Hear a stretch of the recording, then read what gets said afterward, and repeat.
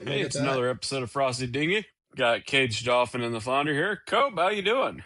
Not too bad. What kind of week did you get yourself into? Anything fun and exciting? Nah, I just basically worked all week and tried to be able to drive without crying. I don't know if I pulled a muscle in like a hamstring or something, but it hurts to sit down. So it's been kind of a long week. Well, you're getting up there in age. We're gonna have to start bubble wrapping you so you can't hurt yourself anymore. So what's going on? What are we talking about today? So this is one of my favorite weeks of the year because it starts off with, you know, a short work week and then a 2-day holiday. So I figured we better bring up the old Thanksgiving this year. Some of your traditions, some of my traditions. And definitely got to talk about the food that we got going on. I got a little surprise for you in that as well, which will be fun. So everybody knows that the main traditional Thanksgiving dinner includes turkey, which is usually dry as shit, some stuffing, which stovetop is the best, by the way. None of that homemade crap. Stovetop. Mashed potatoes, gravy, and cranberry sauce. Do you agree that that's basic staples of Thanksgiving? Well, I'd say the stuffing depends on who makes it. Don't get me wrong, I do enjoy stovetop, but uh, you know, it all depends on who makes it. Sometimes good, sometimes shit. You know what I mean? Turkey, I can take it or leave it. There's sometimes it's okay. There's other times it sucks. Yeah, I mean, Theory I'm on why doing it's a turkey, because turkey is about the only because thing that you can eat all the way from Thanksgiving till Christmas. I mean, it well, it, it hangs it's around. it does do that. It's bigger than chicken, so you can cook one turkey and it can feed 7 8 people, assuming you're eating stuff other than turkey. Whereas a chicken, doesn't really do that, for maybe 5 people. I think for the most part, turkey's pretty cheap. Yeah, I don't really, I our family always does a like so this weekend my family does Thanksmas. We do Christmas and Thanksgiving at the same time just because we're all spread out.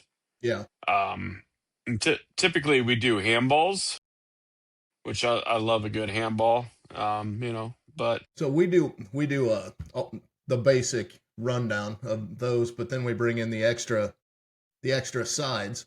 And I pulled up the American popular side dishes, and I've had every one of these. Uh, This is my favorite side dish by far. It's the green bean casserole with the little French onions on the top. That yeah, that, I'm a fan.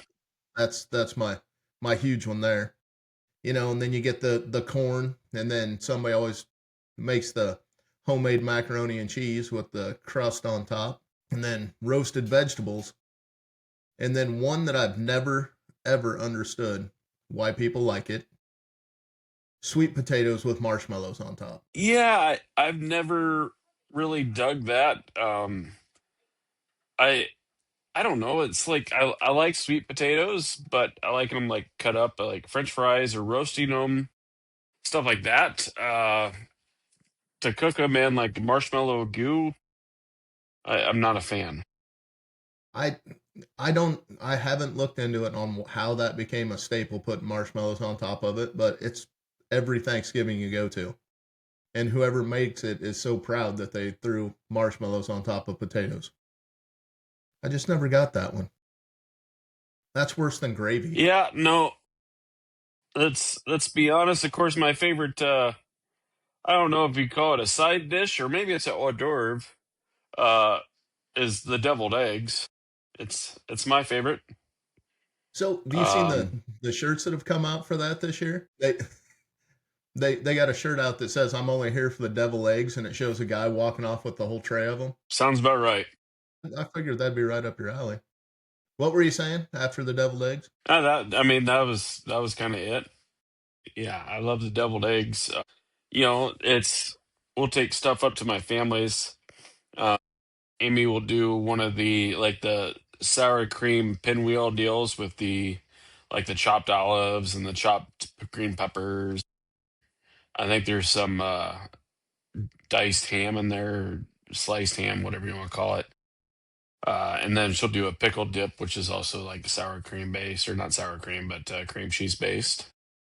So They make at our Thanksgiving, they make this huge ball thing. Can't remember what it's called, but it's got like ham and stuff in it. Basically cream cheese with a cheese coating on the outside. The hell is that called? It's like a cheese big ball. sour cream. Yeah, there you go. But I didn't know what the name is. I just always see it there, and I usually rarely eat it, so I don't know what's in most of it. It doesn't taste horrible, but there's other food I'd rather waste my stomach room on. Breads, breads and rolls. You got those soft dinner rolls, which is all I used to eat because I just grabbed that tray and take off with it. So some people have like the croissants and stuff like that instead of those little oven rolls. Which ones do you prefer? Are you a King's Hawaiian guy or you do the homemade rolls? I do love a King's Hawaiian. So going back in the way back times, my great grandma Rose used to homemade make homemade rolls, and they were the best roll ever. Um, so that's, I mean, just a regular old yeast roll, I guess. Wheat and yeast and flour, and yeah, they were great. Yeah, we always get the homemade rolls out too, but I think we usually have both, and we get way too many carbs in. Another thing that I used to love was taking a can of the cranberry sauce, not the actual somebody making cranberry sauce, but that nice like dog food can reaction of dumping out the cranberry sauce. I could eat the whole damn thing all by myself. It was the best thing there. Yeah, I don't know if I've ever really had it. Um, Never had the canned cranberry I sauce. guess no, I've never had the canned cranberry sauce. I do love cranberry juice, so I assume I'd probably like that, but I've just never had it. There's a huge difference between somebody making a cranberry salad compared to that gelatin like cranberry sauce that still has the shape of the can that it was in when you dump it out. I mean, it's Is there's a is it huge difference. is it tang? Is the can like tangy like cranberry juice? Like Yeah, if I had it's a got the tang to it. so okay. It sounds like I'm gonna have to put a couple cans of that with the case of Lone Star that's still sitting here for you. That way you can drink beer and eat cranberry sauce. As far as the cranberry sauce, the canned sauce goes, it makes me wonder. The old Dirty Dursky likes to make his pudding shots. I wonder if we could do like a vanilla pudding shot and like coat it on top of the cranberry sauce, the canned sauce, and you know how you have like the Jello, salad that's usually like Jello and whipped cream. Yeah. Maybe Jello, maybe cranberry sauce and vanilla vodka pudding mixed together. Maybe maybe that'd be the new staple. So we used to make a Thanksgiving shop back in the day that had cranberry juice and the fuck was it? Rum. I think it was cranberry juice, a little rum chata, and then you put a drop of Fireball or Prairie Fire on top. So it was like a cinnamony Thanksgiving shot. That was usually pretty good. I do like the cinnamon. The I do Prairie like Fire, cinnamon. the Prairie Fire, I think has to become a new Thanksgiving tradition so we can keep Iowa distilling up in the mix. And I think it'd go great with some of the sauces and stuff that are running around. Can't go wrong with a little Prairie Fire. It's true. So It's damn true. so that brings me back to that stuffing thing that we were talking about. What is your definition of homemade stuffing? Because I've seen it 90 billion different ways, where it's like a little soupy, or where it has the consistency of an actual stovetop stuffing with the bigger, crunchier things. But Some people put like corn and onions and all kinds of crap in their stuffing. Are you for that much stuff being in the stuffing, or are you like just like the seasoning with the like breadcrumb type? Mostly the breadcrumbs and the seasoning, but I do believe like celery belongs in there. Um, I don't know about corn and carrots and all that. It's probably too much. I'm not really a big celery guy, but for some reason I like it in stuffing. Well, it adds a little bit of a crunch to it, and to be honest, it puts just a little bit of the garden flavor in it. Not it's not overpowering. So I can get behind celery being in there, but some people put way too much shit in their stuffings. And then the top of it doesn't ever like get that crisp shell on it. It's Yeah, more like that's just required. yeah. The liquidy bread kind of stuffing I'm definitely not a fan. Like I don't like the stuffing that comes from inside the turkey. That consistency, I'm not a Yeah, fan of. no, there's some people that love that stuff. It's a little too soft for me. I like the crispy toppings. If I could just figure out a way to get stuffing made that's like crumble for like apple pie crumble, like stuffing crumble, that would be fantastic. Put it on top of the potatoes and gravy, give it like that nice crunch. Well, there is a way to do it, and I actually know how to do it. You just don't put it in the 9 by 16 dish that's got the 2-inch sides. You just spread it out on a cookie sheet and cook it that way. It takes less time to cook it, plus it makes it crunchier because it's not deep, so it doesn't get that liquidy feel to it. It stays crunchy. Well, and I do fully admit I think it needs to have some of both. I think the 2-inch pan's too deep. I mean, you do need something a little bit. It can't be too crispy. It can't be too crunchy. That's too much. It's got to have that. It's got to be a good consistency. So another stuffing that we used to do is somebody'd save the deer heart from the previous season in the freezer and make deer heart stuffing, which basically just puts a little bit of gaminess into it, which I've always found that it's good. I kind of like gamey flavor. I don't know why. Um, I do enjoy it though, so that might be good. That's usually it used to be a staple back when dad was still out hunting and my uncles and stuff were still going out every year and getting a lot of deer meat, but that's kind of fallen off in the last few, well, probably about the last 10 years. But so I kind of saved this a little bit, but pies.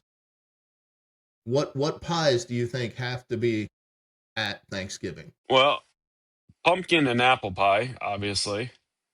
Um, and I'm sure you hate pumpkin pie because that's the person you are. It's traditional, so you hate it. I do not like pumpkin anything, so I am not Yeah, a yeah. typical typical pumpkin spice white chick. I am not. No pumpkin Yeah, spice you lattes, know, no pumpkin pies, no whipped cream. I'm not a pumpkin spice latte guy. I do like pumpkin pie though. Apple pie, I think, is great. That's got to be a la mode with ice cream.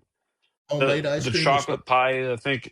I don't make ice cream, so I guess store bought. The chocolate pies I think are great. Banana cream pies, delicious. Um, I I'm not I'm not a big pecan pie fan. It's just too fucking sweet, too syrupy. I know there's a lot of people that really like it, but it's too sweet for me. I am a pecan pie fan. I definitely get into that, but not the ice cream or the pumpkin part. So we have a. I'm just gonna go ahead and throw out a little shot for our Yeti pies. Uh, Yeti makes once a year. He makes banana cream pies, and he's been setting a limit lately on how many he's gonna make because he used to take orders and take like a week off work just to make it, just to make pies. And every year I get 3 of them, one for our Thanksgiving, one for Dad, and then one for me to take to work. So the Yeti pies are the best banana cream pie that I've ever had. Everybody that's ever eaten one thinks that as well. So Yeti pies, I stand behind you every year, buddy. Keep me on the list. Don't kick me off.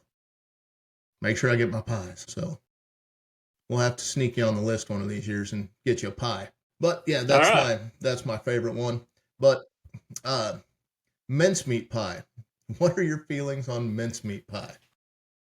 I don't think it should be Never a had it. pie Don't have because there's I never had it, so I don't really have a feeling on it. I if I have had it, I don't remember. So it's yeah, no opinion. and then and then you got another one that I don't I'm not a big fan of, the strawberry rhubarb pie. I think that's spectacular. I love it.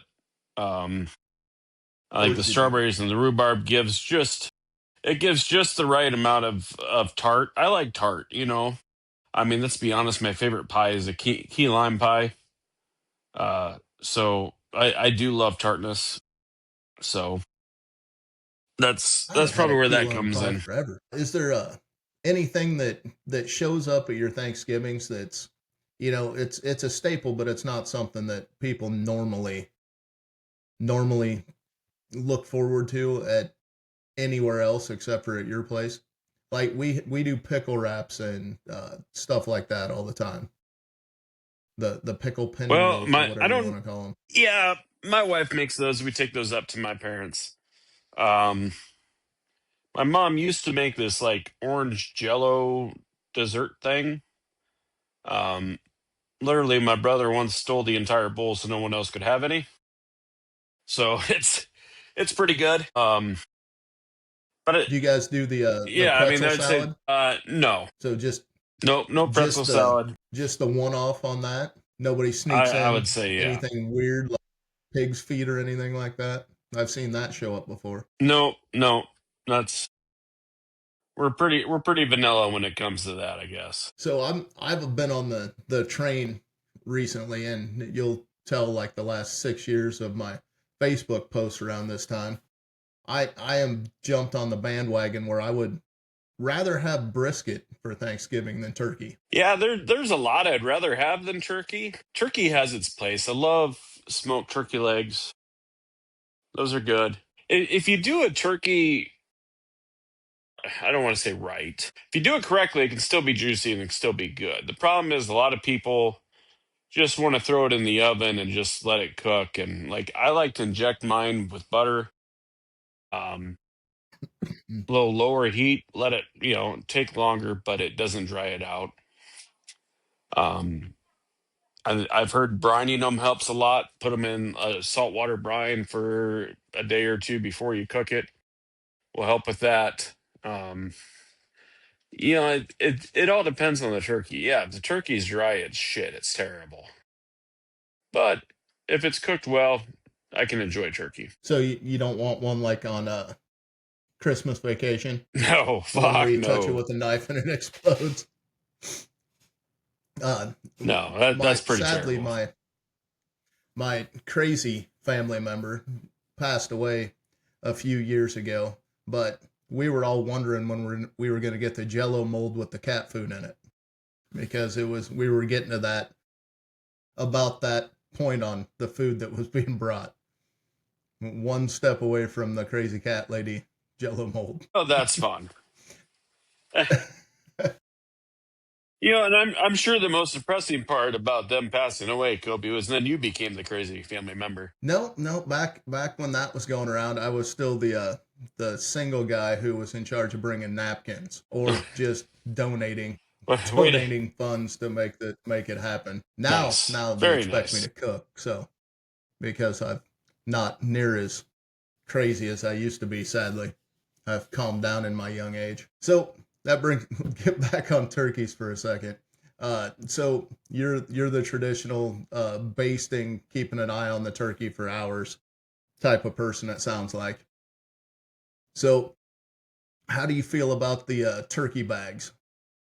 The ones where you just tie them shut and around the bird and throw them in, and they self baste.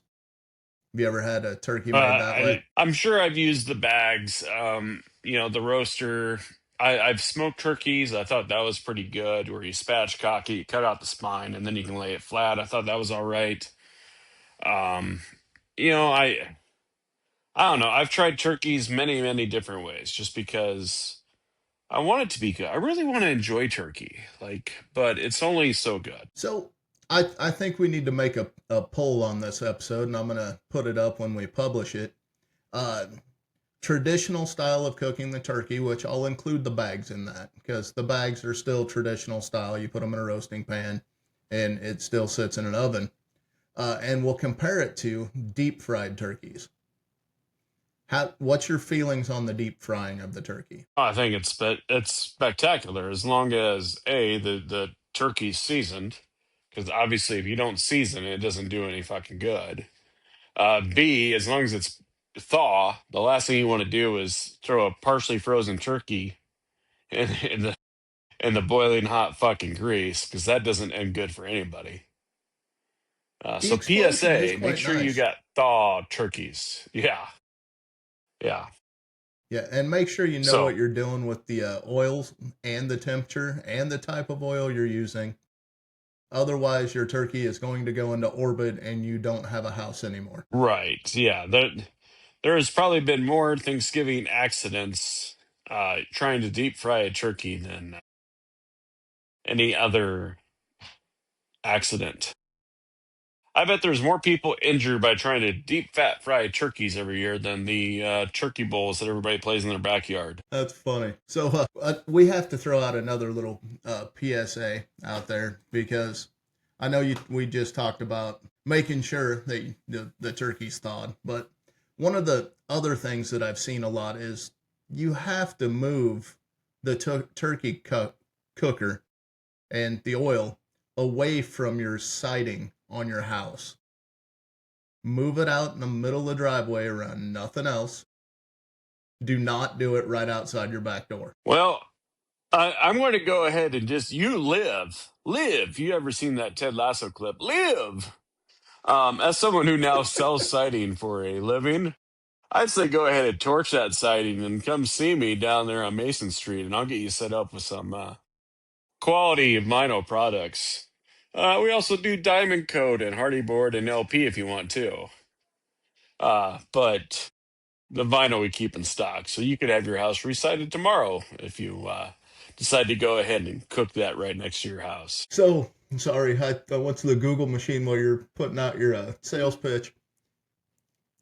How many people die every year from trying to deep fry a turkey Well, on as average? someone who believes in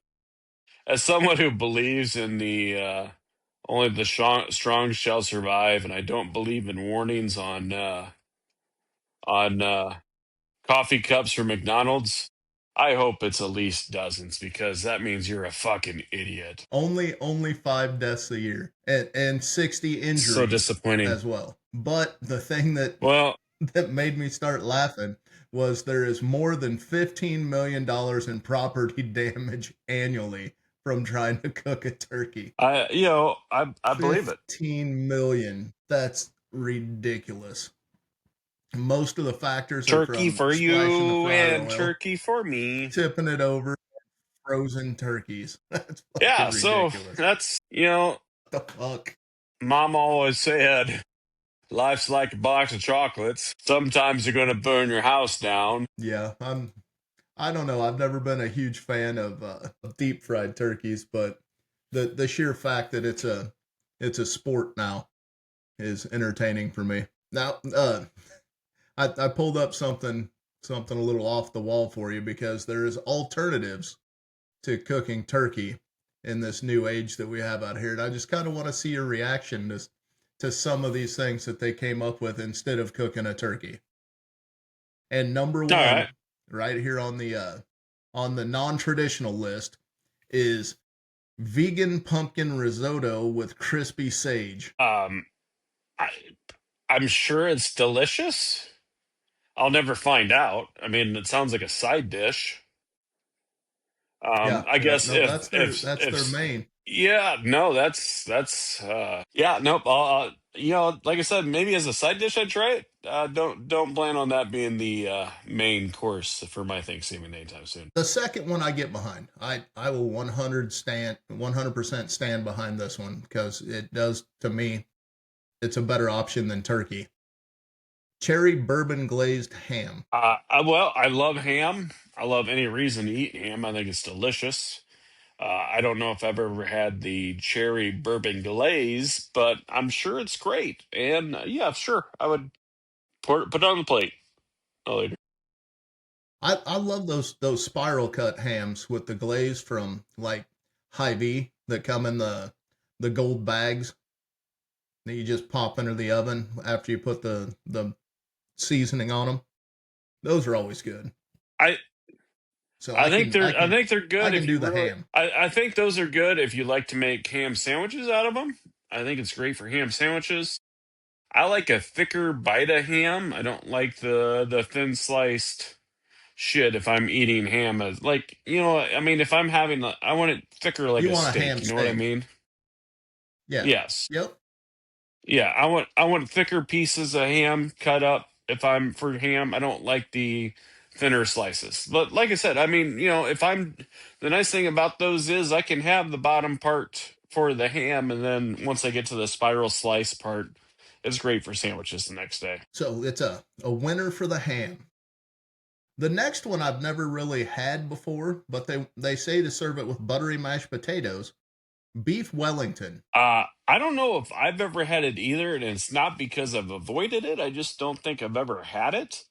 I know on the TikTok, what's his face, Gordon Ramsay gets sent or does a lot of these beef Wellington TikToks where people are making their beef Wellington uh, different ways, and I don't know. I could see how it'd be good. I've just never had it. I can get behind it. I mean, there's nothing in it or the looks of it that is not appetizing.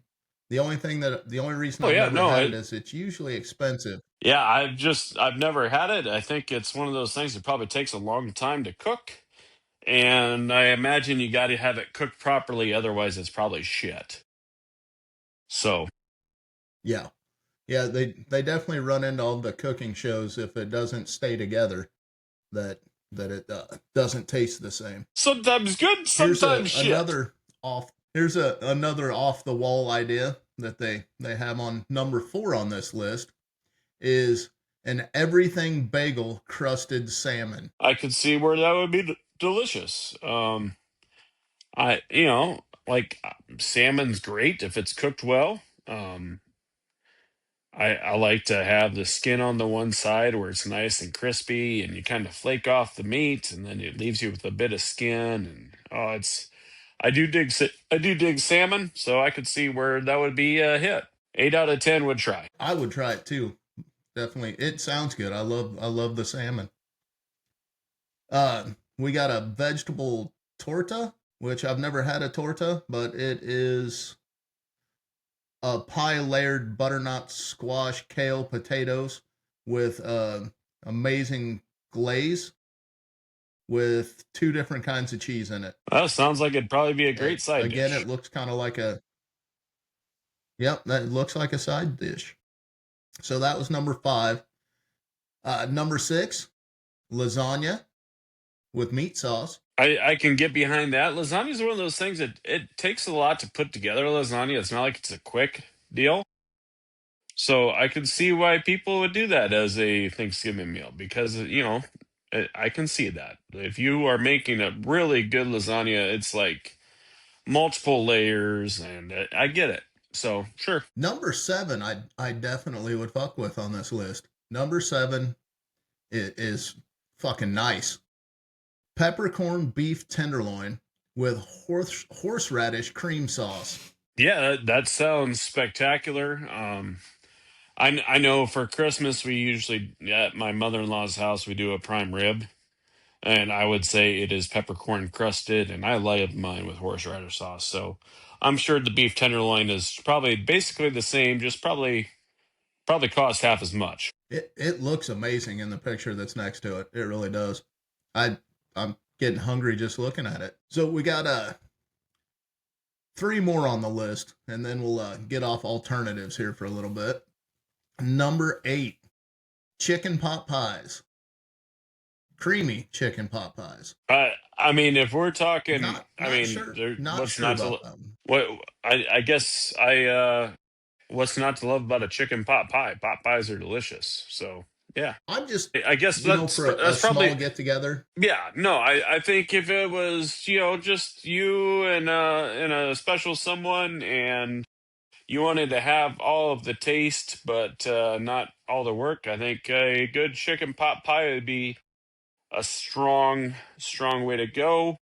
The nice thing is you don't need a lot of sides to go with it because everything's right in it. And Sam's Club makes a hell of a chicken pot pie, to be honest with you. So, I have heard they're pretty good.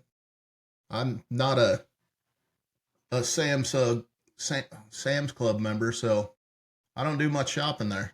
Number 9, we got short ribs with creamy polenta. sounds good. Yeah, I'd give it a shot. I don't think I have any problem trying it.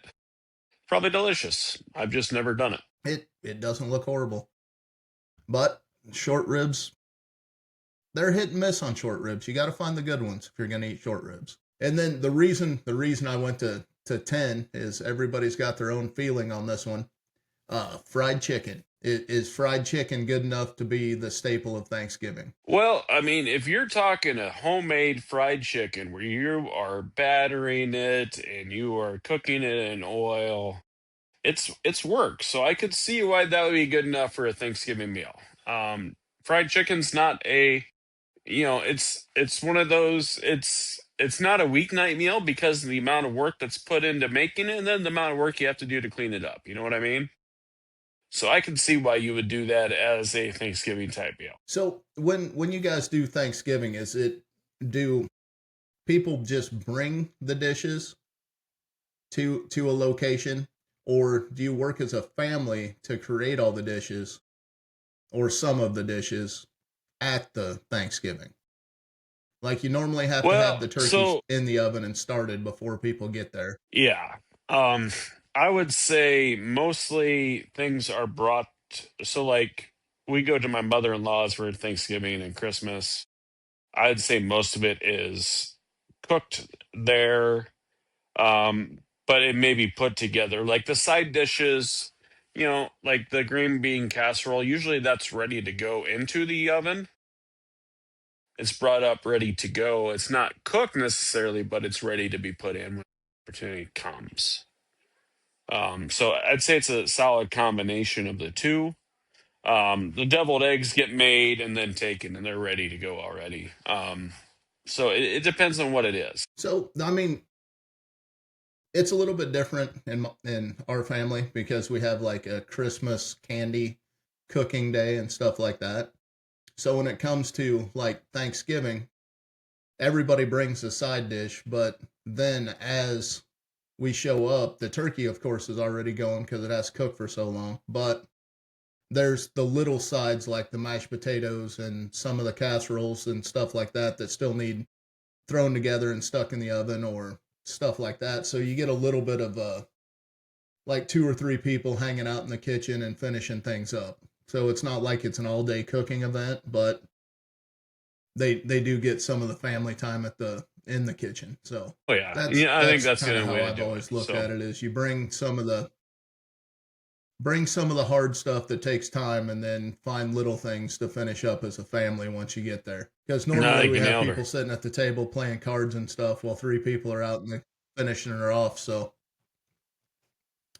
one of the things that always comes up on movies and stuff, especially, are people that go out to restaurants, specific restaurants on Thanksgiving, which the amount of people going out to eat on Thanksgiving has gone up considerably over the years because let's be honest, a lot of people have lost the ability to cook, where they just plain don't do it anymore because of the convenience factor.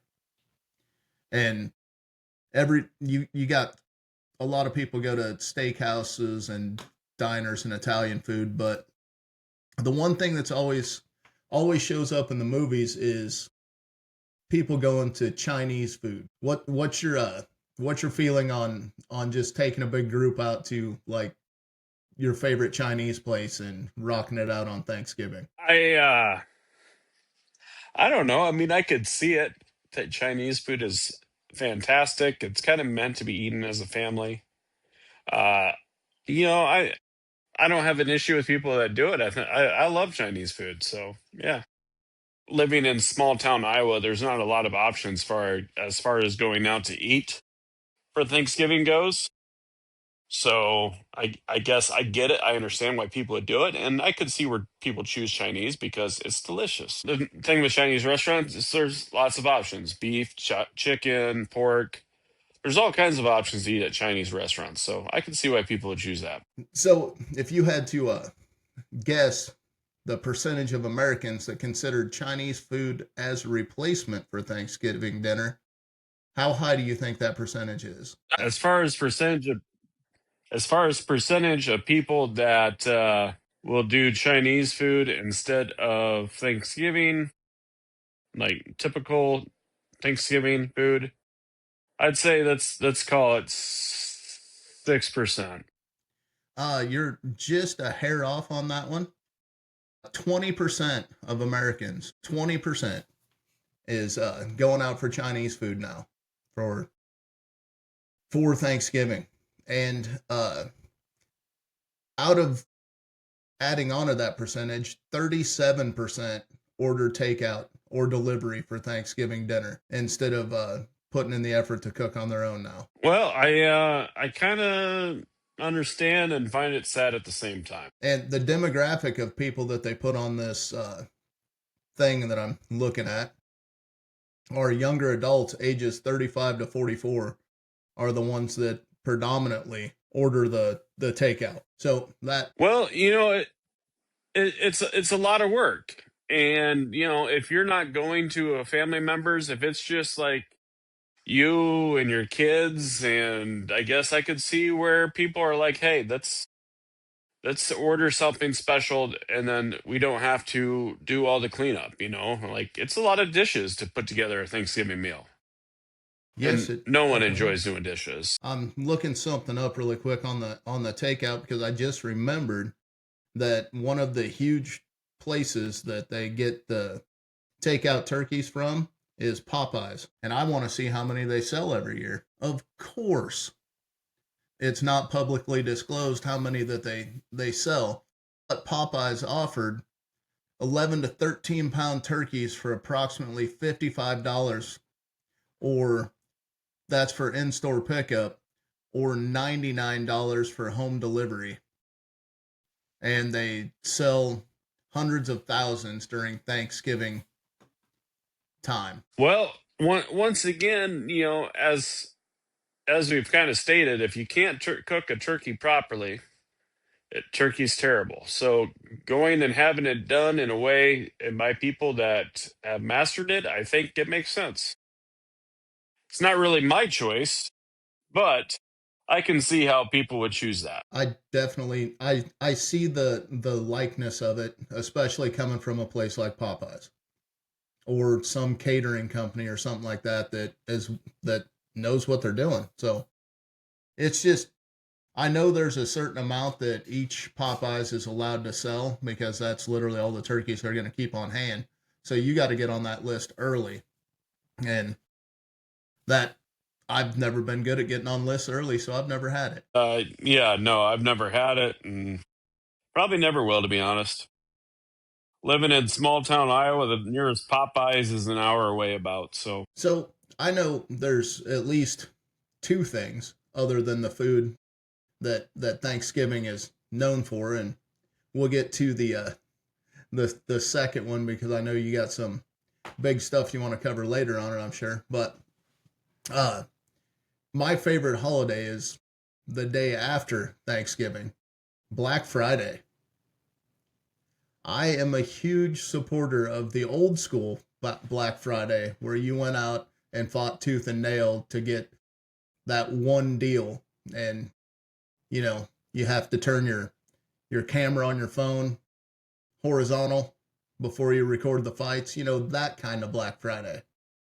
Back when it was fun and exciting. So now Black Friday is you go stand in line and you get a ticket and you pick up the items from the back door so nobody steals them from you anymore. So what's your viewpoint on Black Fridays? It's COVID ruined many a good things. The internet has ruined many a good things. Streaming services has ruined many a good things. Like, how many times have you looked back and thought, boy, I really want to watch movie X? And you think, huh, I wonder what streaming service has it. And no streaming service has it available. You can buy it online from Amazon, but it makes me wish I feel lucky because I still have the PS4 that has the CD player or Blu-ray player in it or whatever, so I can still watch my old DVDs. And I think that was always really the awesome Black Friday deal was the DVDs you could get at Walmart for like next to nothing. The $2 Um, bin. yeah, and like there was always the newer movies would come out right about that time. Also, they'd be like released on Black Friday from movies that were like the summer blockbusters, and they would get hammered. Um, I just the TV deals. They're always they make it seem like it's a deal, but it's never the same model that you see as like if you're looking back to the day at like the 46-inch, like fucking plasma TV. The Black Friday deal was always another TV that was similar to it, but it was made cheaper and wasn't near as good. Well, But it made you feel like you're getting a hell of a deal. they always had two of the ones in the picture, but only two. And then you got the knockoffs after that were still a Black Friday deal, but it wasn't the one pictured. So I'd always said limited supplies, and then you'd find out from the workers there, no, we only had two of those this year. That was Yeah. always fun. But did you enjoy the chaos that ensued on Black Fridays, or do you more support the new Black Fridays where it's more controlled? I'd say I never was a Black Friday shopper. So I guess I don't really care. So my uncle and I, it's our tradition that we go stand in the cold freezing lines hours before stores open still because that's just what we enjoy to do. And we've changed it to Fleet Farm now, and I did not know that the stuffed animals that they hand out are collectibles. And there's people that have every single stuffed animal from when they started giving them away 20 years ago or more. And you see people in the parking lot that are literally trying to line jump just to grab a stuffed animal, turn around and leave the store. I mean, that was something new when we started going to Fleet Farm that we'd never really noticed anywhere before, but apparently it's a huge deal and people used to getting in knockdown drag out fights for it. So now there's cops standing next to the stuffed animals. Yeah, I guess I never even knew that was a thing.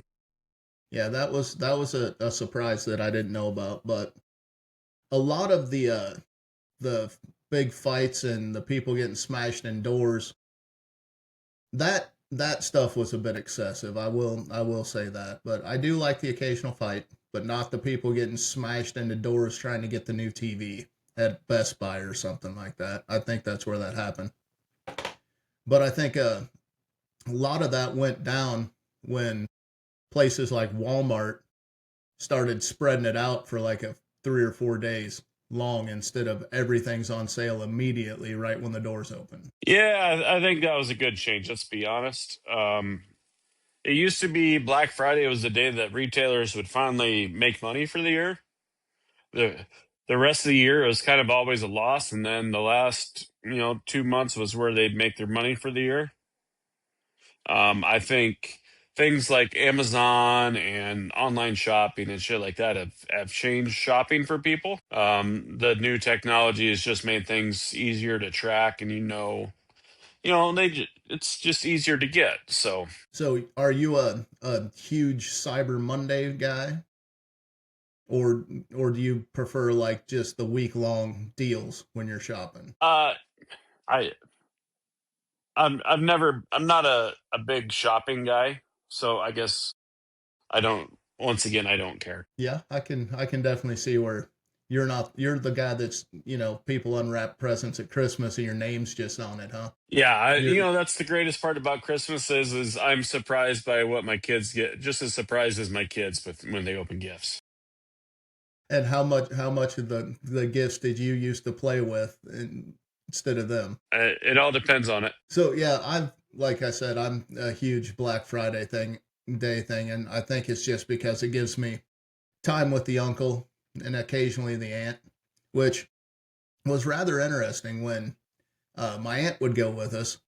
She is not a crowd person to begin with, but you put her in those stores and it we got to hurry up is basically what it is. We don't just get to wander around and look at things like we do when it's just us two. But we'd go to like Menards and we'd be in there like 30 minutes and she'd go get in line, take the cart away from us and go stand at the end of this long ass line and we'd keep shopping. But that put us on a time clock because we had to be done shopping by the time she got to the front of the line or we're not getting anything else, which was hilarious. We'd just come running up with arms full of stuff and drop it in the cart and take off again. That was Well, I don't know if you know this, but you're allowed more than one cart. If you each grabbed a cart to go, make it a lot easier. have you tried finding more than one cart on a Black Friday? And it was always funny when she's standing in line and we come up with things. She had made friends with the other people in line and are chatting with them, and we'd go to drop stuff in, and they're like, "Where the hell did you get that?" We'll be like, "We'll be right back. We'll bring you one." So we started shopping for other people in line as well, which makes for a fun event, in my opinion. Good times. So on to the other Thanksgiving staple, football.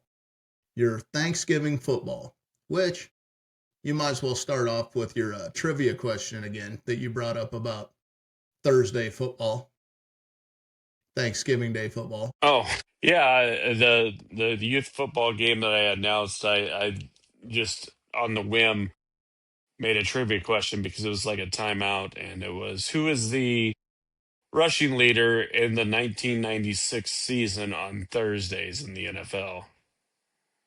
And at first, of course, I got a lot of the answers of, "Oh, it's a trick question. There was no games on Thursdays," and it's like, well, you forgot about Thanksgiving, didn't you? So, yeah, there's actually always two games because the Lions always get a host and the Cowboys always got a host. And now they've opened that up to a third team because it's become such a popular thing that rotates. So, yeah, but in 1996, it was Keith Byers who led the league in rushings on Thursdays. Which Keith Byers was a pretty good runner back in the day too, a good return man. So Yeah, I'll I mean, definitely give him that one. for playing for the Dolphins, Didn't he play for the Redskins for a while too? probably. Who remembers? I don't know. The sports guy is supposed to remember, Wes, and you're the sports guy. Get your shit together. Well, yeah. So, what do you think of the matchups we got coming on Thursday this year? We got the Packers and the Lions to start her off. I think the Packers might be kind of in a must-win situation right now. The Bears are somehow winning the division.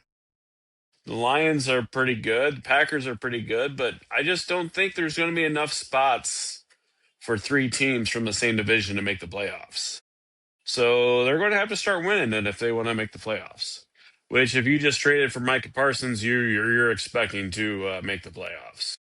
I don't think there's a team out there more that wants the Cowboys to not make the playoffs, though, than the Dallas Cowboys. They want to make sure that trade was not as bad as everybody in the world thought it was. Oh yeah, I thought it was a pretty good trade for the Cowboys. They just want to maximize the values. So obviously, if they do not make if the Packers do not make the playoffs, that means they're going to have at least a top 18 pick out of it. And Cowboys aren't making the playoffs. So they're going to have it, they could have two in the top 18 at least, at worst, if the Packers miss the playoffs. Playoffs? Playoffs? Sorry. No, I definitely agree with you. The Packers got to win this week. on Thanksgiving and this week. They pretty much got to win out to save their season. And the Lions, I don't see them making the playoffs anymore. I think they kind of fell off the last few weeks, but that's just me. What about the old chefs or the Chiefs and the Cowboys? The Chiefs are in kind of in a must-win situation at this point the rest of the year too. Really, Denver's kind of ran away with that division. Um, they can't afford to lose very many more games and still think they can make the playoffs. Um, the AFC West has got two teams, three teams, if you include the Chiefs, that are looking for playoffs. The AFC North, I think it's just going to be whoever wins the division between Baltimore and Pittsburgh. The South is probably only going to be the Colts. And then you got the East, which is probably going to be the Patriots and the Bills. So that means there's probably two teams coming out of the West, and the Chiefs, they I think Denver's got the one pretty much on lock unless something happens. So it's going to be coming down between the Chargers and the Chiefs for the other spot. And they got the Colts today, so which my aunt and uncle went to that game. They just sent me a picture this morning of the stadium, so they're at the game. So Nice. they got a couple. Well, today could be the deciding factor because the Colts, for some reason, are playing out their ass this year. Yeah, Indiana Jones. I think the Giants gave up on him too quickly. I don't know if that was Dable's decision or if it was their horrible front office. Someone decided he wasn't the way to go. If it was Dable, maybe he probably deserved to get fired because that was something that obviously I think there's something behind him. If it was the GMs, I think that GM is shit. I think he's terrible, regardless if he made that decision or not. So I think the GM should. I don't even understand how you fire Dable and that you keep the GM if you're the Giants. Well, isn't there a video that came out about the uh, trading of Saquon that somebody was recording it in the office and they put it out afterwards about how that actually went?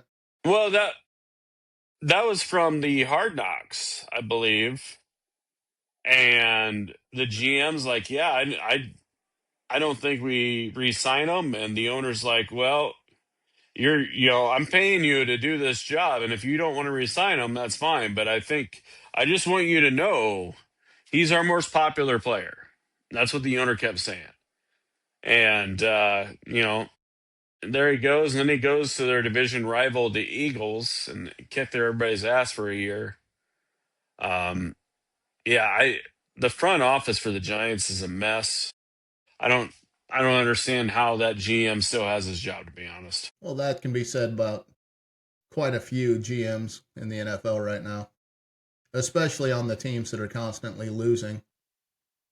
The coaches get the blame for what the GMs do. I would say that most generally, GMs usually get two coaching hires, um, because it's easy to blame the coach if you're the GM. Hey, I brought in good players. He couldn't win with them, right?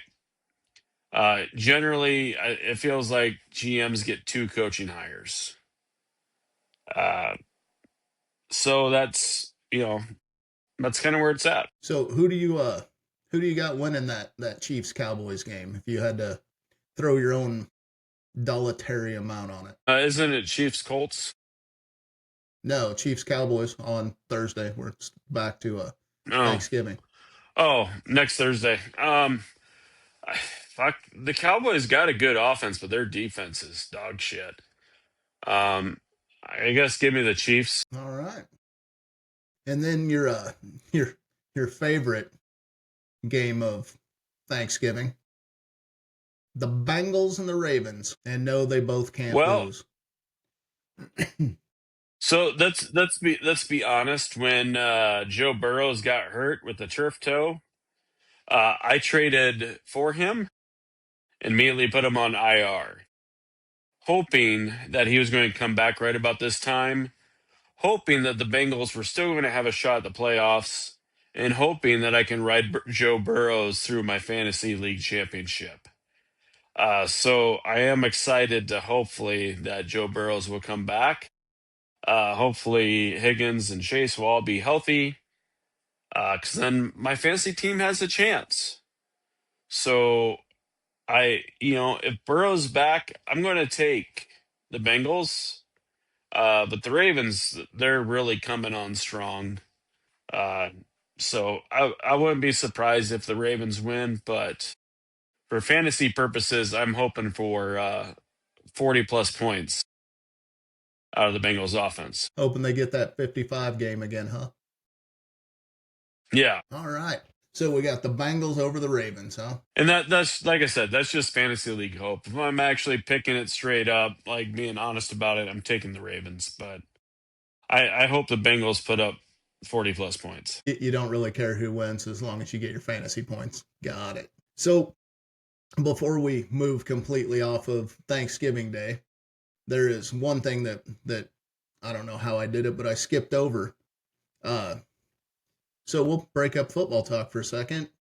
Do you watch the Thanksgiving Day parade, the old Macy's parade? If it's on, sure. I don't like wake up and think, it's parade day. It's parade day. I got to turn it on. If it's on, I'll watch it. But did you watch it as a kid? Because that was like one of the big things that we always did. We wanted to see which cartoon characters were the floats and stuff for the year, and it was such a huge deal to sit there and watch Snoopy get drugged down into buildings. And I would say, yeah, I did watch it as a kid, but I would also caveat that with saying that we were at my grandparents' house who did not have cable. So all we had was ABC, NBC, CBS, and Fox, which basically at the time all played the Macy's Day Parade. So there wasn't anything else to watch, anyways. so that does bring up another thing, because a lot of people didn't have cable back there, so we didn't have other options. Which channel out of the three did you prefer the commentators on? ABC, CBS, or NBC? And If I remember. Fox, because we always had to Oh, watch fuck if I NBC. remember. Always. We didn't I like I the mean, ABC or the CBS people. It had to be the NBC people every year. yeah, I honestly I'm not sure. I don't remember. I would guess we have probably watched NBC based off of the fact that I think that was the channel that came in the best over the year where we're at. So So another thing that was like one of the favorite skits that I ever saw was back John Madden announcing the uh the Thanksgiving parade with his little yellow pen, and they have a video of him, at least that I saw, that it was the year that the balloon ran into the building and put a hole in it, and it's slowly coming down, and he's doing his Madden pen all over it and going boom right there, boom right in the building. I thought that was the funniest part of the parade I've ever seen in my life. So yeah, that sounds like a Saturday Night Live skit more than anything. Probably Frank Caliendo. it was definitely entertaining. But no, I just need to get your opinion on the parade, since we skipped over the parade. I've always my uncle has always been a huge Snoopy fan, so whenever Snoopy hits the screen, he's got to stop what he's doing and go look. So, which kind of Nice. made for a whole day of events where you watch the parade, and then you eat, and then you get to watch sleep through football and pretend you're watching it, and then play cards and stuff at night until way too late, and then get 2 hours of sleep and get up for Black Friday. So that Well, was and, like and I would our whole say, day like, back then. as a kid, mostly I kind of remember, and I say as a kid, I would say call it high school, I guess, junior high. We'd be at my grandma's and no cable, and we would be downstairs in the guest bedroom, me and my brothers, and we would always have Jay Leno on at night. And I'd say that was the one night a year I watched the Tonight Show was Thanksgiving night. Did you start your Thanksgiving Day at like 4 o'clock in the morning too? To where you had to get up and be the first one to get a newspaper before they sell out, so you get all the ads. No, but I probably did wake up at 4 in the morning and would go upstairs and turn on Fox 42 and watch the old Adam West Batman shows at the time. Yeah, so we always get up way too early in the morning, and I still do it now. I still go at like 5:30 in the morning to Casey's and get the Des Moines Register that has that used to have that super huge like $15 paper that had all the ads for all of Black Friday in it. And then we'd go through that at Thanksgiving as well. So that way people got Christmas ideas. But anymore the paper has ads in it, but it's like a, a quarter of what it used to be because everything's online now. So it's just not the same thing where you had to go fight the people at the newspaper stand to get one, which is disappointing. I always liked going through the paper ads and coming up with an assault on Black Friday, but that's just me. All right. So we'll slide into something that I'm not a fan of this year that I just noticed happened.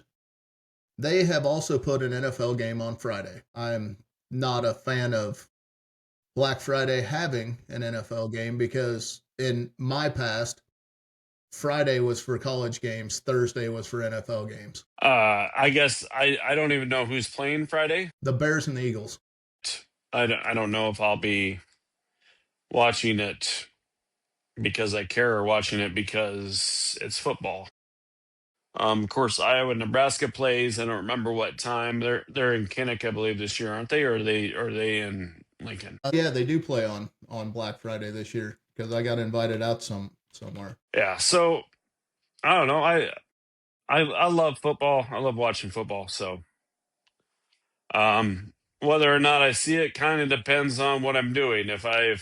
If we have driven up to my parents on Thursday night, I'll be watching it. Otherwise, I'll probably be listening to the games on the radio. Iowa and Nebraska play at Nebraska at 11 a.m. on Friday.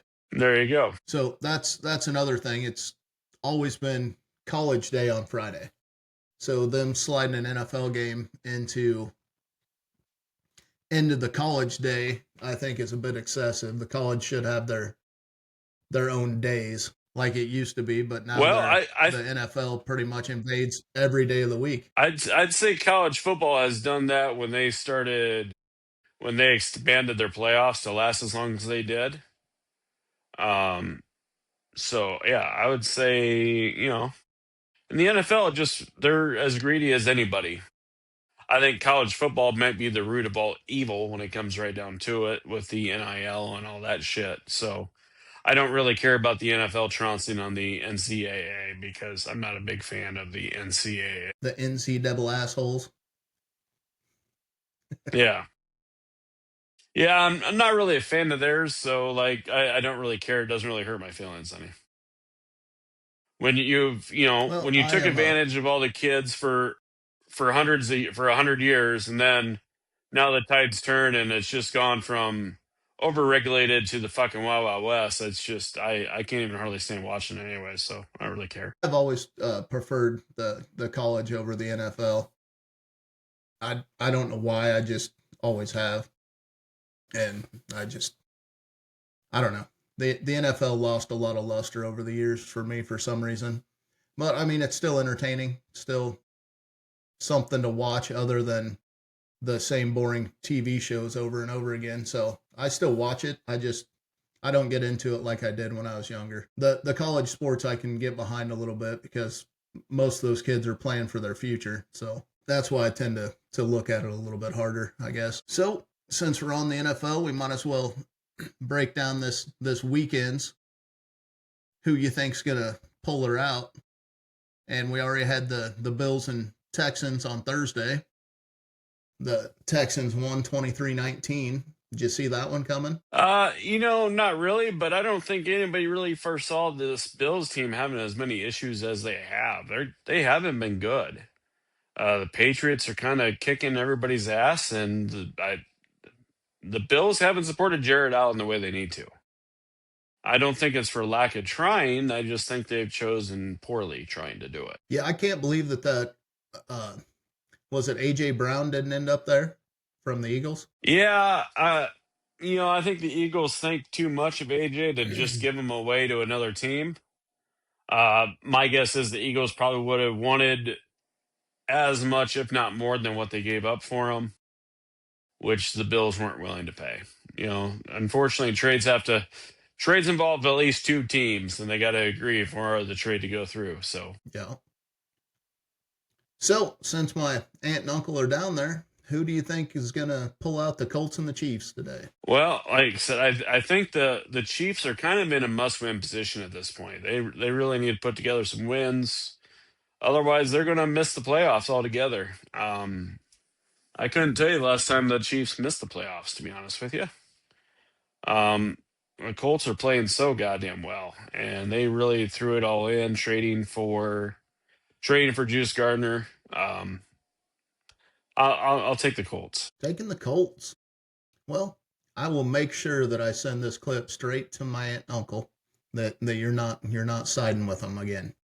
So that way I can stay the favorite. Which reminds me, uh, we got another YouTube follower that has started watching our podcast now and says that he rather enjoys our banner back and forth, and that would be my uncle. My uncle is now, when he's on the road, putting our YouTube podcast on and following us now. So he has finally jumped on the bandwagon Well, of listening to us instead of sports talk radio. well, it's good that your family members support us. That way, we have three supporters. We have a couple more than three, and we do make a lot of waves with our controversial clips that magically just show up places.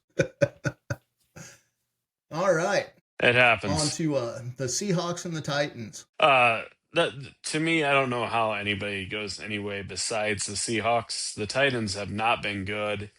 There's a reason why they had the number one pick last year. It's because they were not a good team. And they took that not a good team and they added a rookie quarterback on top of it. Um, so yeah, Seahawks, big, huge. I think that game will be closer than you think. I think the Titans will hold their ground against the Sea Chickens.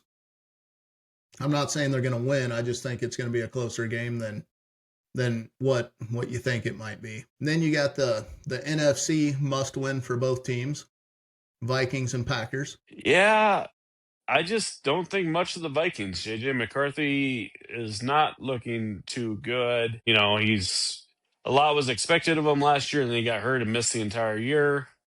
So you take a guy who had never played in the NFL, you make him miss the season, and then you go right back to him and expect results. I'd been shocked if he did do well this year. So not the Packers. I mean, not the Vikings. Not the Pack, yeah. No, I see the Packers just demolishing the Vikings today, but I've been wrong before. The Ravens and the Jets. I know the Jets beat the Browns, but the Jets are dog shit. Ravens, big, huge, huge. Sorry, that just funnier shit. I got the Ravens in that one as well. I think you're on the right consistency with the Jets. They got a lot of work to do before they're a football team again. Then you got the old They're not Giants even and solid Lions. dog shit. They're once again, you got the New No, go ahead. York liquid dog shits. You got the New York liquid dog shits. Uh, so yeah, they're dog shit. So whoever's, until the liquid dog shits play the solid dog shits from New York, I don't really, I will never take them. So So do you think it's a stadium issue at this point for both of those teams? For the Jets and the no, Giants? I think Is it like a I think it's stadium man. curse, or is it the fact that they don't even play I in New think it's York? They actually play in New Jersey? I think it's just terrible management issues is the problem. So Well, that pretty much goes for all of New York anymore, don't it? no, Not the just the Yankees still sports seem to teams, do because like okay. even the Knicks, the Knicks used to be somebody that was the big name in sports too, and they're no longer considered top tier either. So, has New Do York they just still got accepted mediocrity out of their pro teams? do they still play basketball in the Knicks? I've heard a rumor that they're still out there, and you always see celebrities sit in front row, but I never watched the NBA, so I'm not really sure. Yeah, let's be honest. I don't think the Knicks could get the playoffs in the WNBA. I wouldn't go that far. I think any NBA team would make the playoffs in the WNBA. I think Angel Reese herself would compete against the New York Knicks. Probably final score 12-4. For miss for missed shots. Are you sure? Are you talking about Angel Reese or Draymond Green? Yeah, who can keep Or track? did you not see that clip? Or did you not see the You clip? sent it to me. I saw it. You sent it to me. Once again, I don't really give two shits I about mean, basketball, so I just thought it was funny that they were going to fight a fan over getting called Angel Reese. I just thought it was hilarious. So we'll move on to the old Steelers and the Bears. Sorry, not the Browns, the Bears. Old is Steeler versus the is Bears. Rogers playing? Is I Rogers heard playing he was today? out, but I'm not 100% sure on that. I I heard he was out, but I'm not sure. I'd have to look. And is it in Chicago? Pull up. Just clicked on it. We'll find out. It is at Chicago. Okay, so if Rogers is playing, Rogers owns Chicago. So if Rogers plays, I will go with the Steelers. If Rogers does not play, I will go with the Bears. Well, we'll just find out real quick. That's funny. I typed in is Aaron and it popped up. Is Aaron Rodgers still playing football? It's a fair question. We'll click on this your favorite site for this information. Yahoo Sports. Apparently they have made a decision. He will not suit up today. All So right, no then I'll go Aaron with the Rodgers. Bears. The Bears. So you going Bears or Steelers without the Rodgers? The Bears. The Bears. Bears 14. Rogerless Steelers 3. All Yeah. right. So then we got the Patriots and the Bengals. Burrows, last I heard, is still out. And the Patriots are too fucking good. Pats. The old Patriots. Are you going for the I big don't score know what with? I yeah, I was going to say I don't know what the over under on this game is, but I will take the over. So we'll jump the riveting game of the Jaguars and the Cardinals. Jacoby Brissett's been playing very well. And the Browns have the Jaguars first round pick, so let's go with the Cardinals. Good old Cardinals. I would lean towards the Jaguars, but I see your point. We got the America's game, Eagles and the Cowboys. God. I guess give me the Eagles, but I don't really care. I will take the Cowboys and let Eagles dumpster fire continue of the season, and Saquon not getting any yards. Falcons and Saints. The Falcons have not played good football lately, They have not. but the Saints are terrible. I agree. Give me the cold Coors Light. All right, we're calling it the beer game. I will go with the Saints just for funsies because that game to me probably won't get any attention other than the final score. So, Buccaneers and Rams. Rams are really good. The Buccaneers, God, I love Baker. I wish he was still Brown. But the Rams are really good. Uh, I'll, which makes me want to go Buccaneers because this is the type of game that Baker will step up for. All right, I too would take the Bucks over the Rams, but the Rams have been holding their own quite a bit this year. So, Panthers and the 49ers. 49ers. Hands down on that one. They should win that one handedly. And then we saved the one that I am guessing you got the most to talk about here. The Browns and the Raiders. So, I mean, this game should be fucking miserable. It should be terrible. But obviously, there's a bit of excitement because Shador is starting for the Browns.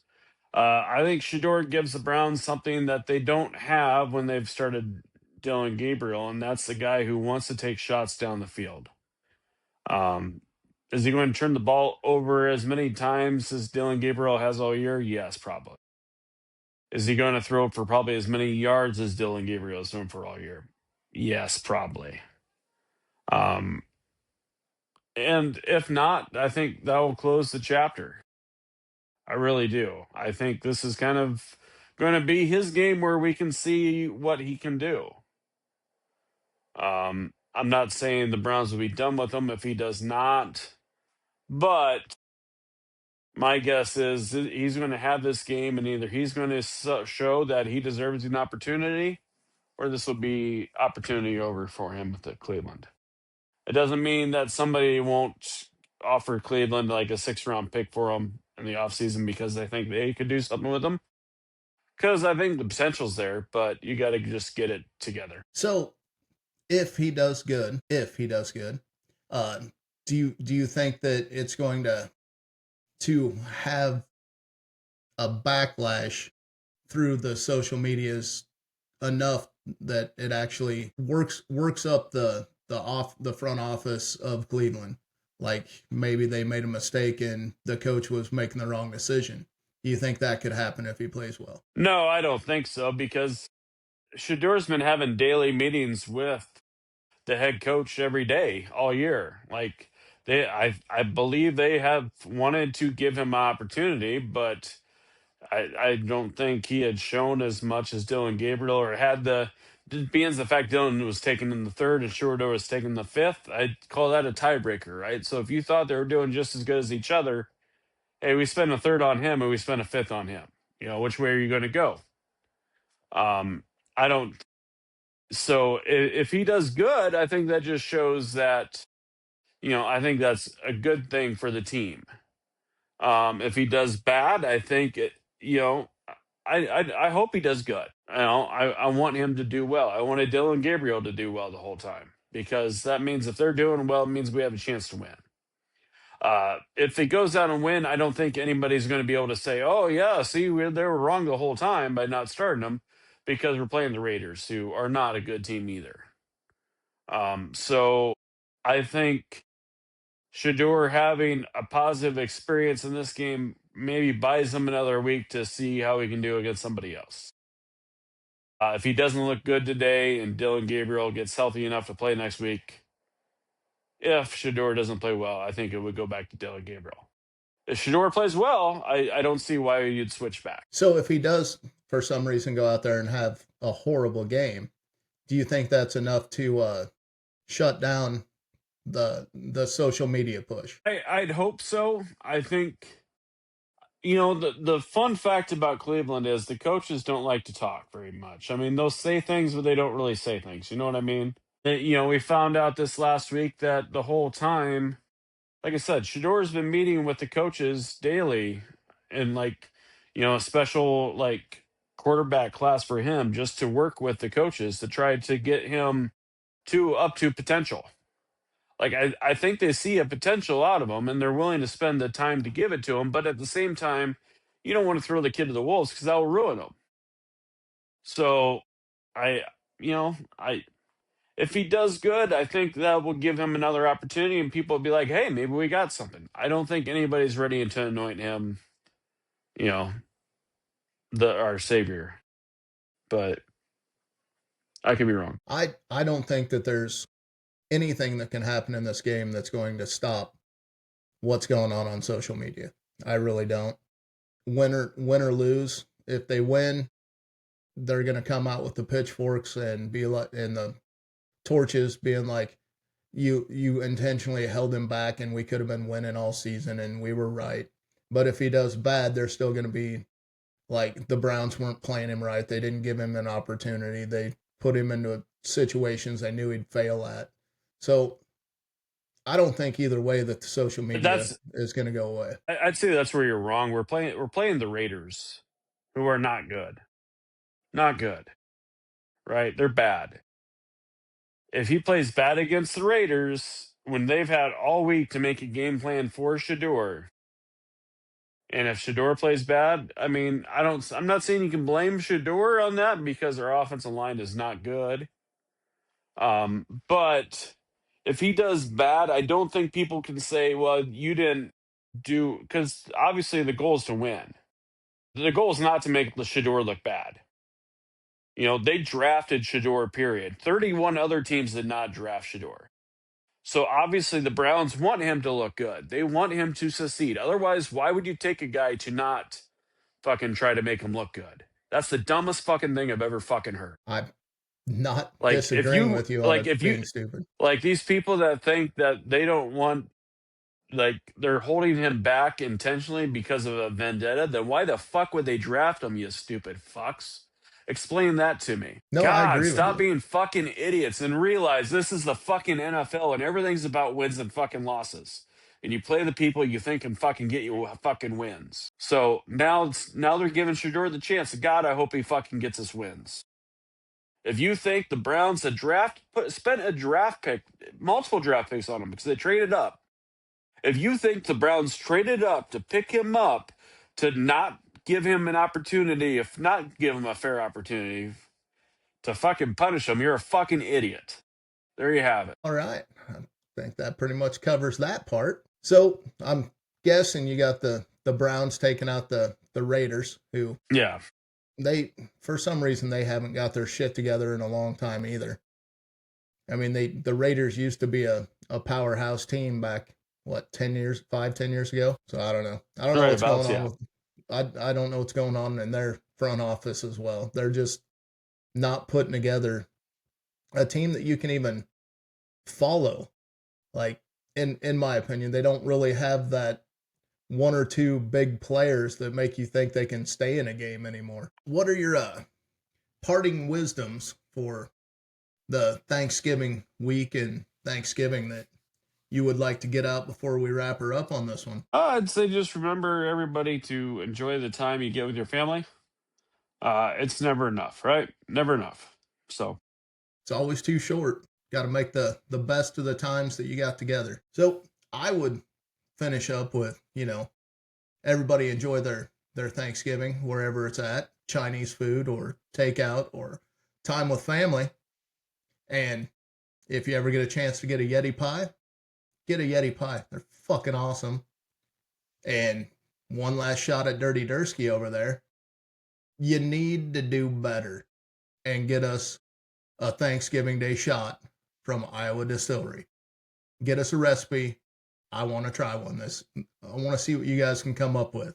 Sound about right? I still think the cranberry sauce topped with a vanilla Iowa State 1858 vanilla pudding sounds fantastic. I am right behind you on that. I say we task him with this one, and I want to see what he does with it.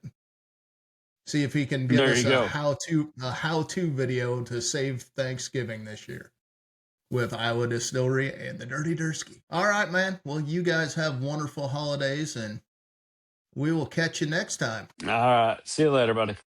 It's called Frosty Ding It, and I'm the dolphin, and you're the flounder. Well, I guess I think it should be Dr. Parker, but